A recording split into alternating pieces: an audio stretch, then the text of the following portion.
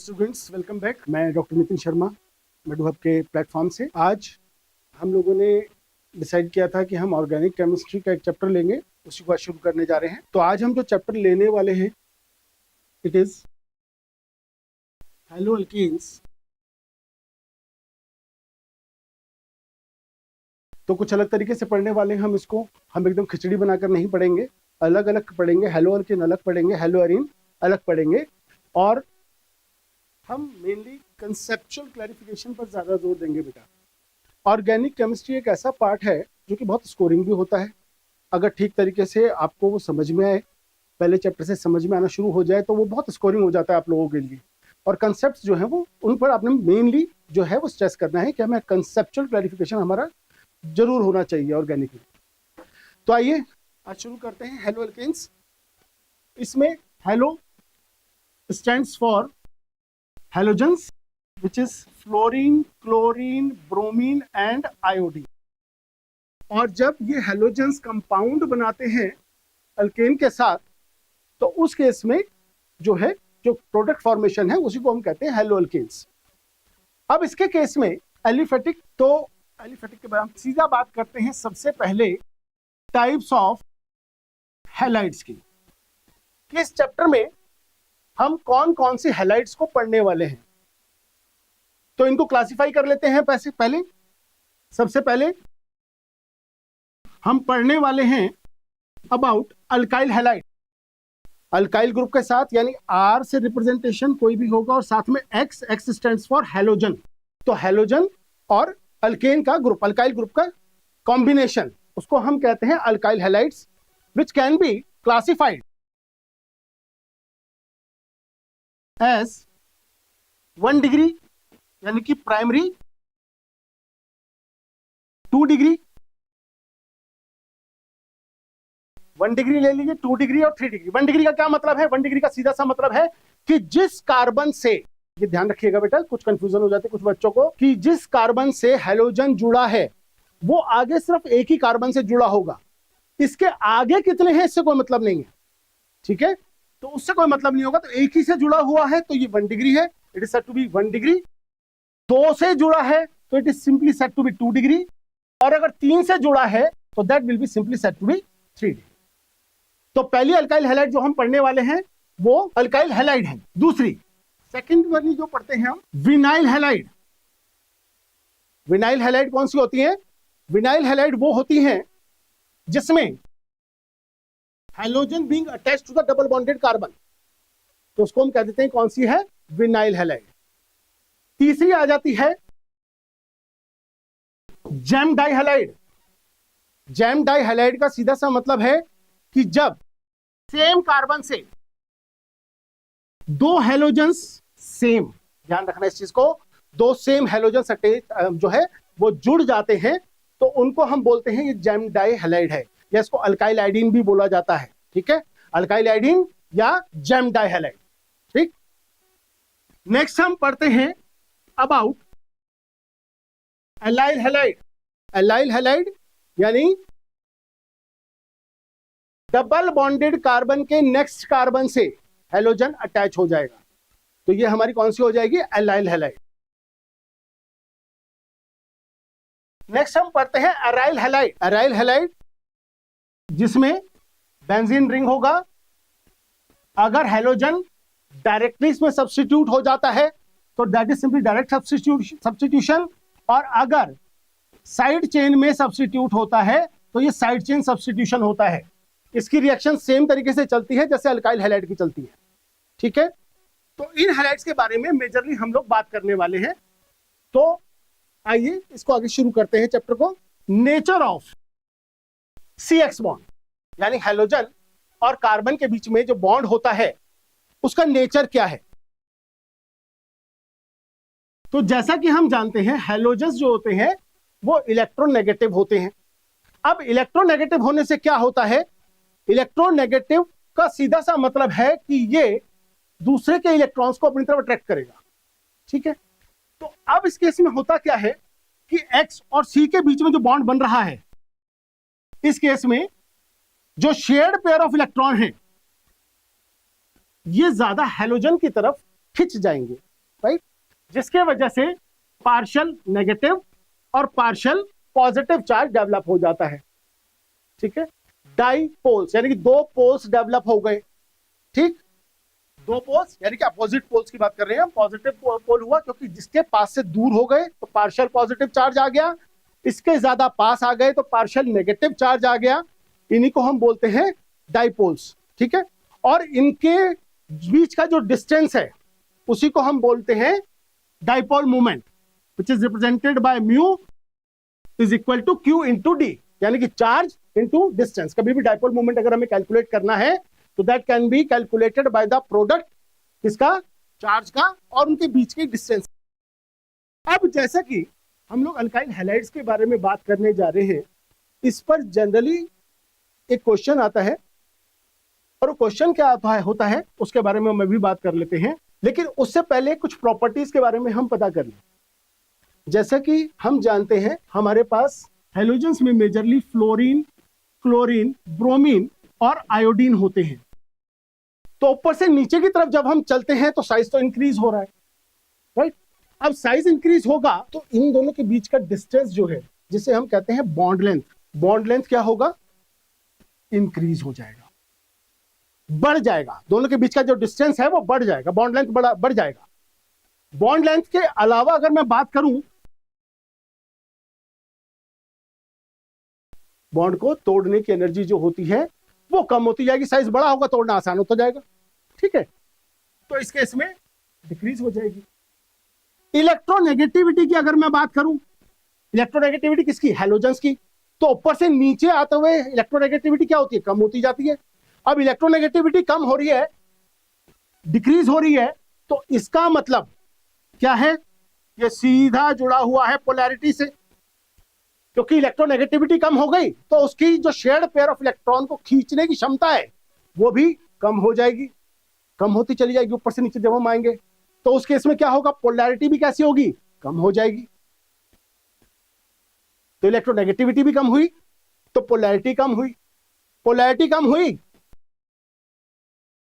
तो दोनों पोल्स का जो मूवमेंट है भी क्या होगा, कम होता जाएगा। डायपोल मूवमेंट भी क्या होगा, कम होता जाएगा, डिक्रीज होता जाएगा। इसी से रिलेटेड एक क्वेश्चन आता है जनरली कि अगर मैं बात करूं फ्लोरोमीथेन की और क्लोरोमीथेन की, तो इस केस में डायपोल मूवमेंट इसका स्लाइटली ज्यादा होता है then that of fluoromethane.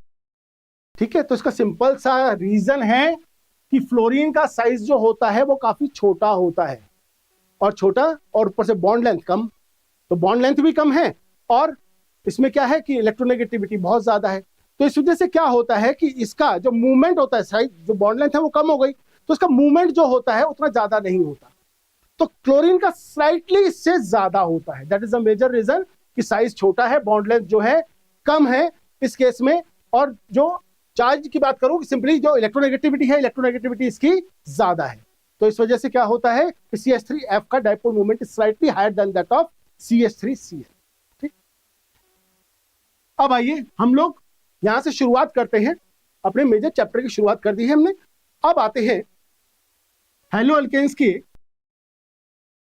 Methods of preparation पर, कि इनको किस किस तरीके से हम लोग तैयार कर सकते हैं। तो पहला,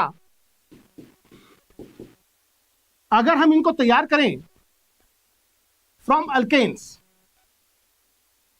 तो अल्केन्स के केस में क्या है कि हम इन्हें प्रिपेयर कर रहे हैं, तो सबसे पहले हम लोग बात करते हैं क्लोरीनेशन की।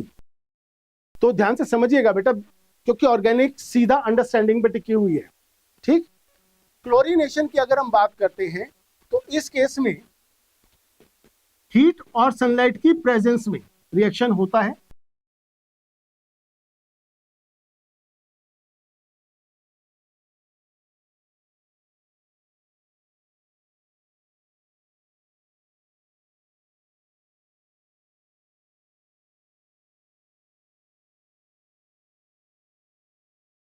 अब इस रिएक्शन में कुछ जानने वाली बातें हैं बेटा। पहली चीज, ध्यान से समझिएगा इस रिएक्शन के बारे में क्या खासियत है जब मैं बात कर रहा हूं क्लोरीनेशन की। क्लोरीनेशन के केस में होता क्या है कि this is a kind of chain reaction, ये चेन रिएक्शन की तरह काम करता है, यानी कि जितने हाइड्रोजन है वो सबको डिस्प्लेस करने पर लग जाएगा, राइट। जब तक ये रिएक्शन चालू रहेगी, जब तक ये पूरा अल्टीमेटली कार्बन टेट्राक्लोराइड में कन्वर्ट यानी कि सारे के सारे हाइड्रोजन ये डिस्प्लेस ना कर दे, राइट। तो पहली चीज तो ये it is a kind of a chain reaction. दूसरी चीज है, in the case of higher alkanes, अगर मैं हायर अल्केन्स की बात करता हूं तो उस केस में आइसोमेरिक प्रोडक्ट्स आर फॉर्म। उस केस में एक से ज्यादा प्रोडक्ट मुझे मिलेंगे। जैसे एक एग्जांपल लेके समझते हैं,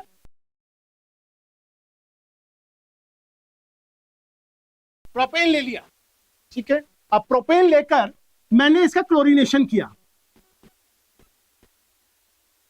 ठीक है। तो इस केस में होगा क्या, इस केस में मुझे एक से ज्यादा प्रोडक्ट मिलेंगे।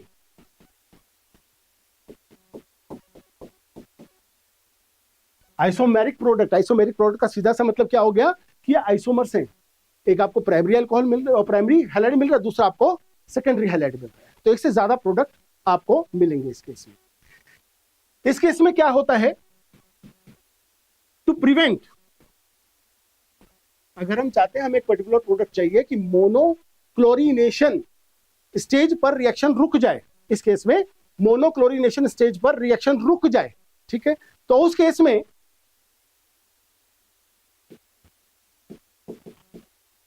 excess of hydrocarbon being used with a limited amount of chlorine, तो उस केस में आपको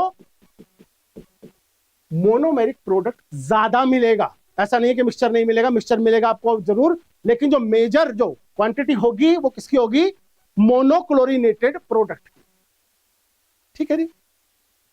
तो क्लोरीनेशन हम सीधा कर सकते हैं। अब हम बात करते हैं अबाउट द ब्रोमिनेशन। तो ब्रोमिनेशन जो होता है that also proceeds in the same manner as that of chlorination but less readily. ये उतनी तेजी के साथ नहीं होता जितना कि आपका क्लोरीनेशन होता है, ठीक है। तो इस केस में क्या होता है, हमें स्पेसिफिक प्रोडक्ट आराम से मिल जाता है।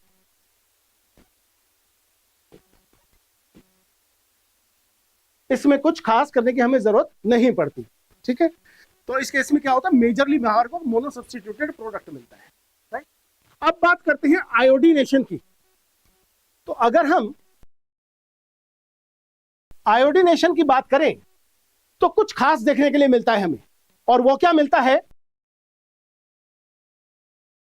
जो होती है वो रिवर्सिबल नेचर की होती है, ठीक है। यानी जहां से हम चले वहीं वापस पहुंच गए। अब ऐसा क्यों हुआ, ऐसा इसलिए हुआ, ऐसा सिंपली इसलिए हुआ कि HI जो होता है एक बहुत अच्छा रिड्यूसिंग एजेंट होता है। अब रिड्यूसिंग एजेंट इतना अच्छा क्यों होता है, बहुत सिंपल सा रीजन है। आप अपने ऊपर भी एग्जांपल ले सकते हैं कि आपको अगर मान लीजिए आपकी हाइट है 5'11", राइट। अब मुझे छोटे, मैं अपना ही एग्जांपल लेता हूं कि 5'11" मेरी हाइट है। अब मुझे छोटा सा बच्चा जो 1 साल का है, अब उसका मुझे हाथ पकड़वा दिया जाए तो क्या होगा, मैं कंफर्टेबल नहीं होऊंगा, राइट। तो क्या होगा, जल्दी से वो बॉन्ड टूटने के, हाथ छूटने के ज्यादा चांसेस रहेंगे। तो ऐसा किस लिए हुआ, तो एक रिड्यूसिंग एजेंट होता है। रिड्यूसिंग एजेंट का मतलब यही होगा क्योंकि आयोडीन का साइज तो बहुत बड़ा है और हाइड्रोजन का साइज बहुत छोटा है, तो क्या होता है, ये बॉन्ड आराम से तोड़ देता है और हाइड्रोजन प्रोवाइड कर देता है। दूसरी चीज क्या है, टू रिएक्ट विद इटसेल्फ, अपने साथ ही बॉन्ड बना लेता है। तो हुआ क्या, आप यहां से देखेंगे रिएक्शन को कि एक तो ये टूटा बॉन्ड, ऊपर से इसने अपने साथ ही बॉन्ड बना लिया, तो क्या मिल गया, I2, बचा क्या, मीथेन। इसलिए रिएक्शन जो होती है क्या होती है, रिवर्सिबल हो जाती है।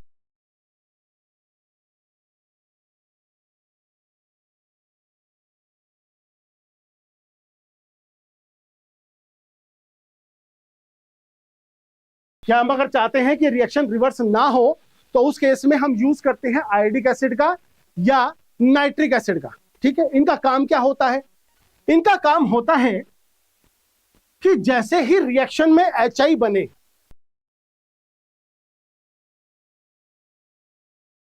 क्योंकि HI में अगर HI प्रेजेंट नहीं होगा तो रिएक्शन रिवर्स नहीं होगी, ध्यान रखिएगा। तो इस केस में इनका काम होता है I को I2 की फॉर्म में लिबरेट करा देना, बाहर निकाल देना, और जब बाहर निकल जाएगा तो ये वापस इसके साथ रिएक्शन ही नहीं कर पाएगा। तो इसलिए ये आराम से प्रिवेंट हो जाता है। We can easily prevent the reverse action of the reaction by using iodic acid और नाइट्रिक एसिड। आयोडिक एसिड का इस्तेमाल कर दीजिए या नाइट्रिक एसिड का इस्तेमाल कर दीजिए। ठीक है, अब बात करते हैं इन सबके पापा की। पापा कौन है? Fluorine, right. तो फ्लोरीनेशन की अगर मैं बात करूं तो ये कभी डायरेक्टली हम नहीं करते। ठीक है, और उसका रीजन क्या है कि फ्लोरीन का साइज बहुत छोटा है। ठीक है, सेकेंडली हाईली इलेक्ट्रोनेगेटिव है, साइज भी छोटा है, हाईली इलेक्ट्रोनेगेटिव भी है। मेजर रीजन क्या आ जाता है? मेजर रीजन है कि इसकी एग्जिस्टेंस जो है वो गैसियस है, और गैसियस फेस में रिएक्शन जो होती हैं वो मैक्सिमम वायलेंट होती हैं। ठीक है, तो इसलिए क्या होता है कि सिंपली इसका डायरेक्ट फ्लोरिनेशन नहीं किया जाता, रिएक्शन अनकंट्रोलेबल हो जाती हैं, बहुत रैपिडली रिएक्ट करता है, बहुत तेजी के साथ रिएक्ट करता है। तो जो फ्लोरिनेशन डायरेक्टली करा रहा होगा उसका हैप्पी बर्थडे कर सकता है। ठीक है, तो रिएक्शन वायलेंट होती हैं, वाइग्रस होती हैं, ठीक है, अनकंट्रोल्ड होती हैं, इसलिए हम डायरेक्ट फ्लोरिनेशन नहीं कराते। तो fluorination can not be done directly. तो इसके लिए हम क्या करें? इसके लिए हम यूज करते हैं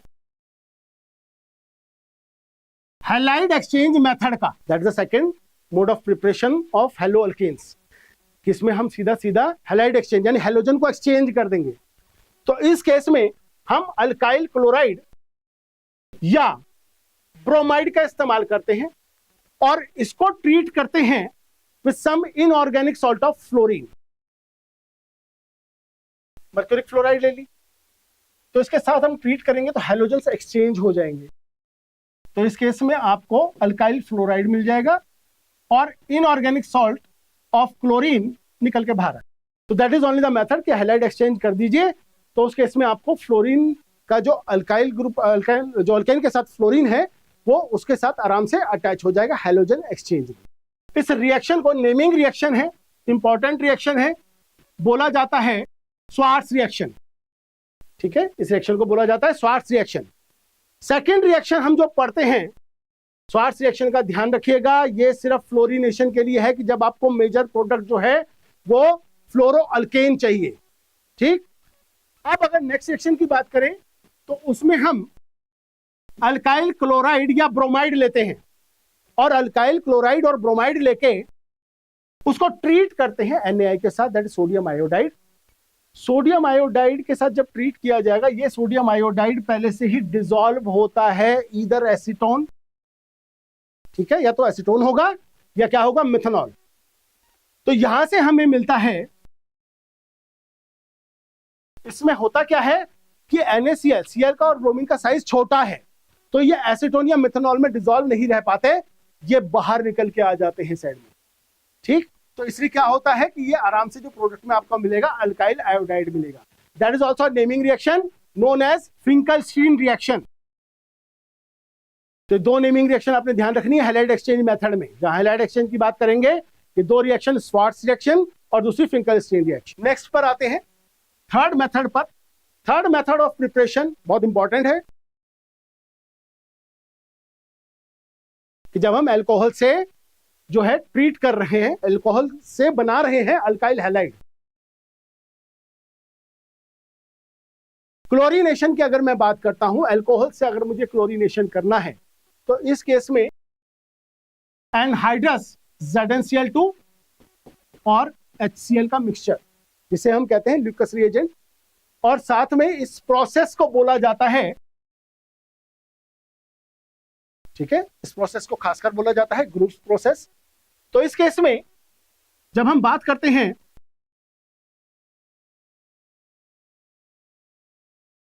तो 1 डिग्री अल्कोहल हो या 2 डिग्री अल्कोहल हो, डिग्री का तो समझ में आ गया होगा आप सभी को।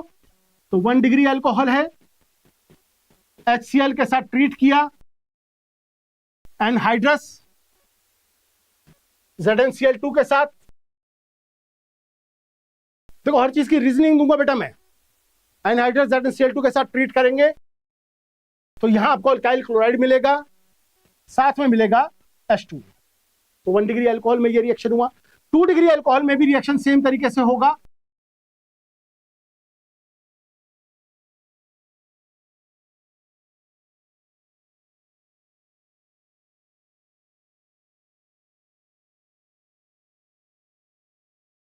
In the case of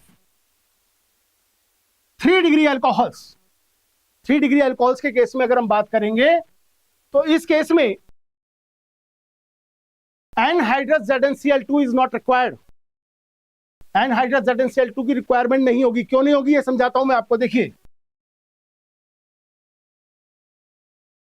तो सबसे पहले हम बात करें कि 3 डिग्री के केस में एनहाइड्रस ZnCl2 की हमें जरूरत क्यों नहीं पड़ी। तो एनहाइड्रस ZnCl2 की जरूरत क्यों नहीं पड़ी इसके बारे में बात करते हैं। तो एनहाइड्रस ZnCl2 की बात करूं, इसका काम क्या है। देखिए बहुत ध्यान से समझिएगा इस चीज को, कंसेप्चुअल चीज है। एनहाइड्रस ZnCl2 यानी कि जिंक हो गया। अब जिंक किसमें आता है, डी ब्लॉक एलिमेंट्स में, ठीक है, एनहाइड्रस फॉर्म है। तो सीधी सी बात करें तो एनहाइड्रस ZnCl2, क्योंकि अगर हम बात करेंगे इसकी कॉन्फ़िगरेशन की तो लास्ट में कॉन्फ़िगरेशन आता है NS2, ठीक है, और N-1 डी लेवल होता है जिसमें 10 इलेक्ट्रॉन्स होते हैं। तो इसमें क्या होता है कि इसका काम क्या है कि अल्कोहल में ऑक्सीजन की बात करें तो ऑक्सीजन इलेक्ट्रोनेगेटिव होता है, ये हमें पता है, सेकंड इलेक्ट्रोनेगेटिव एलिमेंट है। एनहाइड्रस फॉर्म में जैसे ही ZnCl2 आएगा तो ये क्या करेगा, इसको अपनी तरफ अट्रैक्ट करेगा। तो एनहाइड्रस ZnCl2 के केस इसका काम है कि ये जो इलेक्ट्रॉन पेयर है ऑक्सीजन का, इसकी तरफ अपने को अट्रैक्ट करवाना, कि अपने आप तरफ अट्रैक्ट कर ले। और जैसे ही अट्रैक्ट करेगा ये बॉन्ड वीकन हो जाएगा और टूट जाएगा। ठीक, अब हम बात करते हैं कि 1 डिग्री अल्कोहल में एनहाइड्रस ZnCl2 का इस्तेमाल किया, 2 डिग्री में हमने एनहाइड्रस ZnCl2 का इस्तेमाल किया, लेकिन 3 डिग्री में एनहाइड्रस ZnCl2 का इस्तेमाल नहीं किया। तो क्यों नहीं किया इसका भी समझ लेते हैं। ये रहा 3 डिग्री अल्कोहल, ठीक है जी। अब 3 डिग्री अल्कोहल की अगर मैं बात करूं तो 3 डिग्री अल्कोहल की रिएक्टिविटी ज्यादा होती है। क्यों होती है ये समझ लीजिए।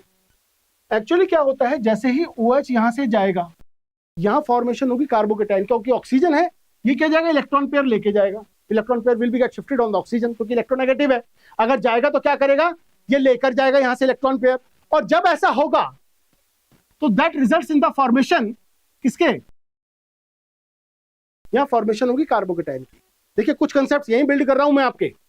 कार्बोकेटाइन की अगर मैं बात करूं, कार्बोकेटाइन की स्टेबिलिटी क्या होती है। कार्बोकेटाइन की स्टेबिलिटी होती है 3 degree, 2 degree, 1 degree. 3 degree carbocation जो होता है, ये आप 11th में पढ़ चुके हैं, ये स्टेबल होता है। इसको भी समझा देता हूं कि स्टेबल क्यों होता है। देखो स्टेबिलिटी जब की बात कर रहे हैं जब हम, तो स्टेबिलिटी का सीधा सा लिंक है कि जो आराम से रिएक्ट नहीं करता। ठीक, अब अगर मैं यहां बात करूं इस केस में कि सेंट्रलाइज कार्बन जिससे OH जुड़ा हुआ है, ये 3 डिफरेंट कार्बन से जुड़ा हुआ है, ठीक है, अल्काइल ग्रुप है। और अल्काइल ग्रुप का क्या इफेक्ट होता है, याद ही होगा, इसका इफेक्ट होता है प्लस आई इफेक्ट। और प्लस आई इफेक्ट के कारण क्या होता है, the shared pair of electron जो होंगे, इन दोनों के बीच में जो शेयर्ड पेयर ऑफ इलेक्ट्रॉन है, that will displace more towards this one. ठीक है, यहां भी ऐसे ही होगा, यहां भी ऐसे ही होगा। अब 3 डिग्री कार्बोकेटाइन की स्टेबिलिटी की बात कर रहे हैं कि ऐसा क्यों है। तो इस सेंट्रलाइज्ड कार्बन पर जो चार्ज डेंसिटी होगी वो बढ़ जाएगी। और सेंट्रलाइज कार्बन पर चार्ज डेंसिटी, अब चार्ज डेंसिटी का मतलब क्या हो गया, इलेक्ट्रॉन डेंसिटी, इलेक्ट्रॉन डेंसिटी बढ़ रही है, और इलेक्ट्रॉन डेंसिटी बढ़ रही है तो उसके पास इलेक्ट्रॉन आसपास आ गए हैं इसके। अब इलेक्ट्रॉन के आसपास आने का क्या मतलब है, मैग्नीट्यूड ऑफ नेगेटिव चार्ज ज्यादा हो जाएगा ना, क्योंकि देखो यहां से समझो, इसके पास क्या चार्ज आ गया, पॉजिटिव, तो पॉजिटिव पे जो अटैक करेगा वो कौन करेगा, जो नेगेटिवली चार्ज है, ऐसे ही होगा ना, तो नेगेटिवली चार्ज वाला ही अटैक करेगा। लेकिन इसके पास ऑलरेडी चार्ज डेंसिटी ज्यादा आ रही है, तो उसके लिए अटैक करना आसान होगा या मुश्किल होगा, उसके लिए अटैक करना जो होगा वो मुश्किल हो जाएगा, इसलिए ये ज्यादा स्टेबल होता है, 3 डिग्री कार्बोकेटाइन इसलिए ज्यादा स्टेबल होता है।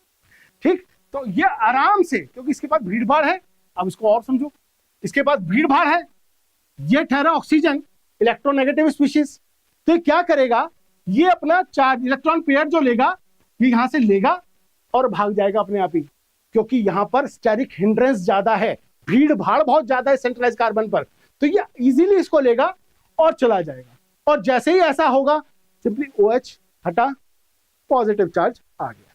तो यहां हम इसको रिएक्टिविटी ऑफ अल्कोहल की भी बात आ गई कि 3 डिग्री अल्कोहल जो होते हैं वो ज्यादा रिएक्टिव होते हैं।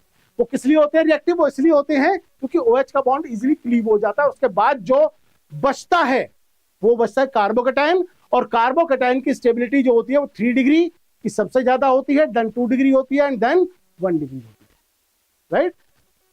So it can be explained on the stability of carbocation or on the basis of stability, on the basis of reactivity of alcohol।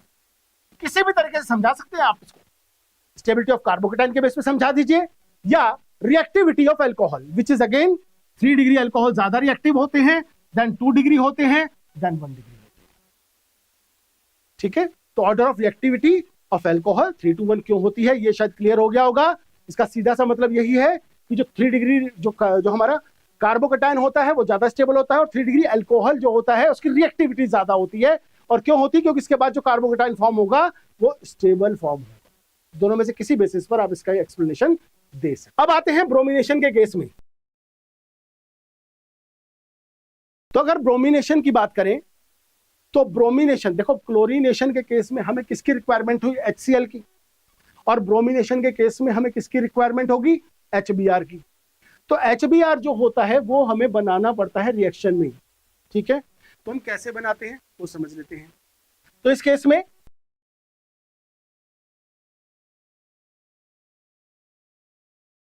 जो रिएक्शन दिखा रहे हैं अभी हम जनरल दिखा रहे हैं, that is due to the refluxation process होता है।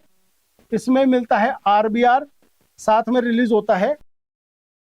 अब इस रिएक्शन की अगर हम बात करें, रिफ्लक्सेशन होता क्या है बेटा, रिफ्लक्सेशन होता है कि सिंपली इसमें हम जो प्रोसेस जैसे आपने पढ़ा होगा प्रिपेयर्ड इन C2, ठीक है, रिएक्शन के दौरान उसको प्रिपेयर किया गया और इस्तेमाल कर लिया गया। कोई चीज एग्जिस्ट नहीं कर रही है डायरेक्टली तो उसको हम बनाते हैं और बनाने के बाद उसका इस्तेमाल कर लेते हैं रिएक्शन मिक्सचर को, ठीक है।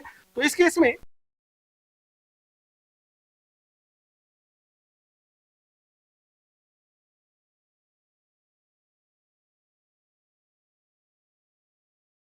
H2SO4 यूज किया जाता है विद KBr, तो यहां से आपको मिलता है और साथ में मिलता है HBr। अब इस HBr को, ये 2 स्टेप रिएक्शन है, इसको HBr के साथ रिएक्ट कराते हैं, तो यहां से आपको मिलता है। अब इस केस में 2 स्टेप रिएक्शन है, ये सिंगल स्टेप में रिएक्शन नहीं होता, यहां पर रिफ्लक्सेशन होता है, तो रिफ्लेक्स कर दिया और उसके बाद आपको सीधा मिल गया क्या, ओवरऑल रिएक्शन हम लिख लेते हैं एक बार। ओवरऑल रिएक्शन आपको मिलेगी H2SO4 कंसंट्रेटेड फॉर्म में रिफ्लक्स कर दिया तो हमें मिलेगा RBr, साथ में प्लस आपको मिलेगा, तो रिफ्लक्सेशन में हमें HBr बनाना पड़ता है। अब अगर हम बात करते हैं आयोडीनेशन की, तो जब HBr डायरेक्टली एग्जिस्ट नहीं कर रहा तो HI तो बिल्कुल भी नहीं करेगा, जबकि रिएक्शन हमें मिलनी चाहिए अल्काइल आयोडाइड प्लस H2, ठीक है। तो इस केस में